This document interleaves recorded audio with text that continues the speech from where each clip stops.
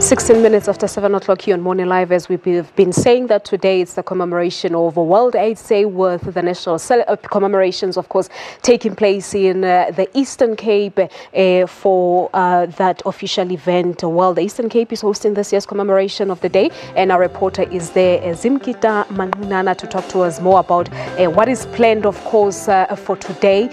With us reporting earlier on that the Deputy President Cyril Ramaphosa will be there, of course, also on his capacity as the chairperson of the South African National AIDS Council. Of course, we would want to hear more as to how things look for us here in South Africa. Of course, things not looking very good, more so in terms of the new infections that South Africa is faced with. Women between the ages of 18 and 29, of course, still the mostly affected. But as I said, the province of the Eastern Cape is hosting this year's commemoration. Our reporter Zimkhita Manqinana is now joined by the Premier of the Eastern Cape, Phumulo Masualle. Zimkhita? A very good morning and welcome back to Bumbane, a great place here in Mthatha in the Eastern Cape Palesa. We said earlier that a series of events are going to take place today, but a number of events leading up to today were taking place yesterday. We also saw the dialogue between officials who are leading the campaign against the prevalence of HIV in our communities. Yesterday there was also a dialogue between sex workers and them, trying to assist them as into how do they protect themselves while they practice their duties. And also sensitizing chiefs and traditional leaders who are the people who are closest to rural people, trying to educate them about prevention methods and how people should carry on taking their ARV treatment and all those things to encourage people, Palesa, to reduce the scourge of HIV and AIDS in our communities. But now we're going to talk to the Premier of the Eastern Cape, who's going to unpack today's program. Premier, this is the 29th commemoration of World AIDS Day. Despite it being the 29th celebrations, we continue to see those numbers escalating, and the Eastern Cape is the third highest nationally. Thank you so much. It is indeed true that we have posted, or we are posting as the province, the third highest in terms of significance, the prevalence of HIV/AIDS, new infections, and generally the infections. Today's events are part of the efforts at mobilizing, consolidating awareness, participation, people taking charge, taking responsibility for ensuring that we can, through our efforts, defeat this pandemic. Today's specific focus is influenced by the National Strategic Plan that emphasizes the doubling up of efforts in terms of prevention, but also the leadership element to it, that is leadership in society being visible in measures to fight the spread of HIV and AIDS.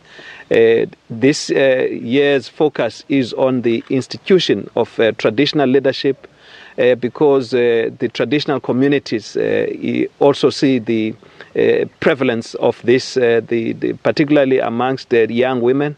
We see a lot of incidents of increase in that category of people. So today's events will seek to really galvanize everyone else behind the efforts, as I said. What are the driving factors, Premier? Because we know that the OR Tambo region in the Eastern Cape has the highest numbers of people who are affected in the province. And we also know that in Ngangelize Township is a hotspot. And in Moza Hill in Lusikisiki is also a hotspot. What are those driving factors that are influencing those numbers? Well, look, it's a number of factors. I think there isn't one silver bullet to that answer. We're seeing a movement of people towards more urban settings in their quest to make a living. We see incidents of poverty on the rise, unemployment, which leads to a sense of powerlessness, particularly amongst young women.